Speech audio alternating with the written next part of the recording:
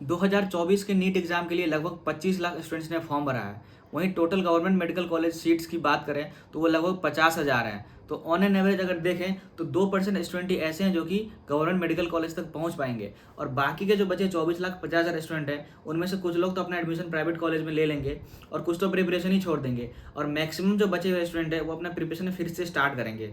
और ये जो नंबर 25 लाख है वो डेफिनेटली आने वाले 2-3 साल में 2-3 लाख और बढ़ने ही वाले हैं। तो कंपटीशन और भी ज़्यादा हाई होने वाला है। तो ये वीडियो स्पेशली उन स्टूडेंट्स के लिए है जो कि अभी अभी अपना 10th का एग्जाम पास किए हैं और नीट की प्रिपरेशन स्टार्ट करना चाहते हैं। तो इस वीडियो में मैं बात करूंगा कुछ छोटी छोटी चीज़ों के बारे में। अगर उसको कोई नीट एस्पिरेंट स्टार्टिंग से ही फॉलो करता है तो डेफिनेटली उसकी पॉजिटिव रिजल्ट्स मिलेंगे और नीट की प्रिपरेशन काफ़ी हद तक ईजी हो जाएगी। तो जो लोग मुझे नहीं जानते, मेरा नाम अब्दुल कलाम है और मैं एम्स देवघर का MBBS स्टूडेंट हूँ। तो स्टार्ट करते हैं वीडियो को। सबसे पहली चीज़ है कि अपने आप को एक जेन्युइन कोचिंग से एनरोल करो, या तो वो ऑनलाइन के फॉर्म में हो सकता है या ऑफलाइन के फॉर्म में हो सकता है। दोनों ही अच्छे हैं, लेकिन मैं पर्सनली ऑफलाइन को ज़्यादा प्रेफर करता हूँ।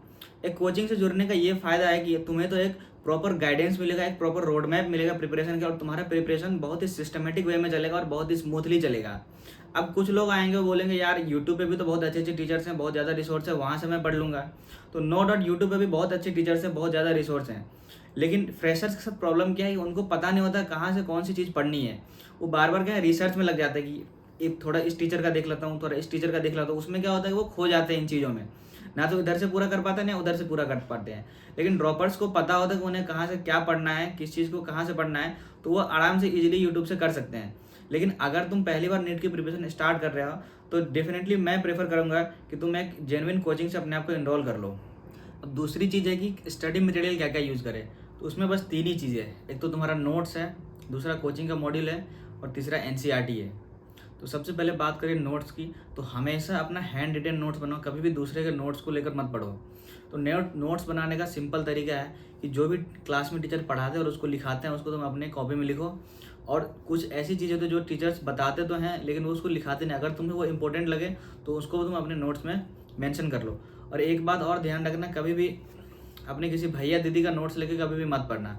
क्योंकि क्या होता है ना कि एक तो हर साल अभी देख रहे हैं कुछ ना कुछ सिलेबस में चेंजेस आ रहे हैं, तो क्या होगा कि बहुत सारी चीज़ें जो तुम्हारे उनके नोट्स में लिखा होगा जो तुम्हारी ज़रूरत की नहीं है वो भी लिखा होगा फालतू का, तुम उसमें परेशान होगा कि ये पढ़ना है या नहीं पढ़ना है। तो बेटर ये है कि अपना खुद का हैंड रिटन नोट्स बनाओ। फिर दूसरा है कि कोचिंग का मॉड्यूल। कोचिंग का मॉड्यूल बेसिकली तुम्हें यूज़ करना है किसके लिए, तो वो है क्वेश्चन सॉल्व करने के लिए। उससे ज़्यादा उसमें दिमाग मत लगाना है। स्पेशली फिजिक्स और केमिस्ट्री की बात करें तो उसकी थ्योरी पढ़ने के लिए तो बिल्कुल भी मॉड्यूल का यूज़ मत करना। जो टीचर्स तुम्हें पढ़ा है, जो नोट्स में लिखा है उसी को पढ़ना, वही एनफ होता है। फिर बायोलॉजी की बात करें तो बायोलॉजी में हाँ तुम नोट्स की रीडिंग डाल सकते हो, मॉड्यूल की रीडिंग डाल सकते हो, ठीक है।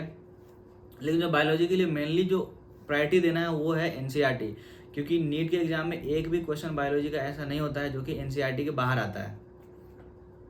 तो बायोलॉजी के लिए तो मेनली तुम्हें फोकस करना है वो NCERT पे ही करना है। फिर आता है केमिस्ट्री और फिजिक्स की बात। तो केमिस्ट्री और फिजिक्स में सिंपल है, केमिस्ट्री में 3 सब्जेक्ट है, ऑर्गेनिक है, इनऑर्गेनिक और फिजिकल है। तो स्टार्टिंग में जब तुम स्टार्ट कर रहे हो तो तुम्हें सिर्फ और सिर्फ नोट से पढ़ना है और कहीं से नहीं पढ़ना है फिजिक्स और केमिस्ट्री को। फिर आता है कि NCERT कब पढ़े केमिस्ट्री के लिए और किस किस चीज़ के लिए पढ़े NCERT। केमिस्ट्री में 2 चीज़ें, ऑर्गेनिक और इनऑर्गेनिक, उसके लिए तुम NCERT पढ़ सकते हो। वो भी एक बार जब कोई चैप्टर खत्म हो जाए फिर तुम स्टार्ट करो उसको पढ़ना। फिर आता है फिजिक्स। फिजिक्स में NCERT की कोई भी ज़्यादा ज़रूरत नहीं है। अगर तुम्हें ज़रूरत लगे तो तुम ज़्यादा से ज़्यादा ये कर सकते हो कि उसके जितने भी NCERT के एग्जाम्पल्स हैं उसको सॉल्व कर लो, उससे ज़्यादा NCERT की कोई ज़रूरत नहीं है। अब तीसरी चीज़ है कि पढ़ाई कैसे करनी है। तो इस प्रिपरेशन के स्टार्टिंग में क्या होता है कि सबका एनर्जी लेवल बहुत ही ज़्यादा हाई होता है, लेकिन सब लोग उसको मेंटेन नहीं कर पाते। तो तुम्हें करना क्या है, इसी हाई एनर्जी लेवल को through out the preparation maintain करना है। तो पढ़ाई करने का सिंपल तरीका ये है कि दिन में जो भी लेक्चर हो, 2 या 3 लेक्चर हो, उसको तुम अटेंड करो। और कभी भी ऐसा मत करना कि लेक्चर को मिस कर देना। अगर तुम लेक्चर को मिस कर रहे हो तो तुम अपने प्रिपरेशन के सबसे बड़ा ब्लेंडर कर रहे हो। तो लेक्चर एक बार अटेंड कर लो, फिर उसके बाद शाम में बैठो और जो भी पढ़ाया जाए उसको सेम डे रिवाइज करो। जो कम्प्लीटली जो नोट्स में लिखा है तुम उसको कम्प्लीटली अच्छे से रिवाइज करो। उसके बाद फिर नेक्स्ट डे भी जो पढ़ाया जाए उसको भी रिवाइज करो, लेकिन साथ में क्या करो कि पिछले दिन जो पढ़ाया गया उसको भी रिवाइज करो। फिर तीसरे दिन भी जो लेक्चर हो रहा है उसके साथ तुम पीछे का 2 दिन का रिवाइज करो। इस तरह हर दिन क्या करना है, तुमको पीछे का 2 दिन का भी रिवाइज करना है, उस सेम डे का भी रिवाइज करना है। तुम्हें ये लग रहा होगा कि बहुत ज़्यादा मुश्किल है, लेकिन मुश्किल नहीं है। शुरू में तुम्हें लगेगा कि नहीं हो पा रहा है, लेकिन धीरे धीरे एक बार जब करने लगोगे तो आदत हो जाएगा, हैबिट हो जाएगा, उसके बाद फिर ये ईजिली होने लगेगा। फिर उसके बाद जो भी साथ में तुम्हें होमवर्क मिले होमवर्क को करना। बस सिंपल इतना ही करना है। फिर धीरे धीरे सिलेबस जब बढ़ने लगता है उसके हिसाब से फिर तुम बैक पोर्शन को रिवाइज करना है, तो फिर धीरे धीरे तुमको स्टडी आवर तुम्हें बढ़ाना होगा। फिर कभी भी इस चीज़ के पीछे मत जाना कि मुझे आज 12 घंटा डेली पढ़ना है या 14 घंटा डेली पढ़ना है।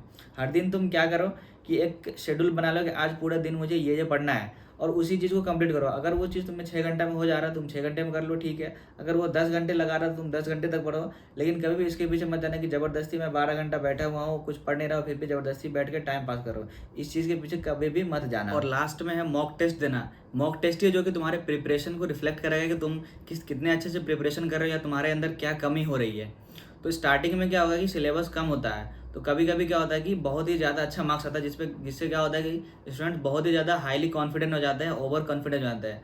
और बहुत जो वीक स्टूडेंट थे कभी कभी उनका कम भी मार्क्स आता है, तो उससे उनका कॉन्फिडेंस भी नीचे जाता है। लेकिन टेंशन नहीं लेना है स्टार्टिंग में। मैंने इतने ऐसे भी स्टूडेंट को देखा है जो स्टार्टिंग में बहुत ही ज़्यादा हाई मार्क्स ला रहे थे, फिर भी वो उनका सिलेक्शन नहीं हुआ।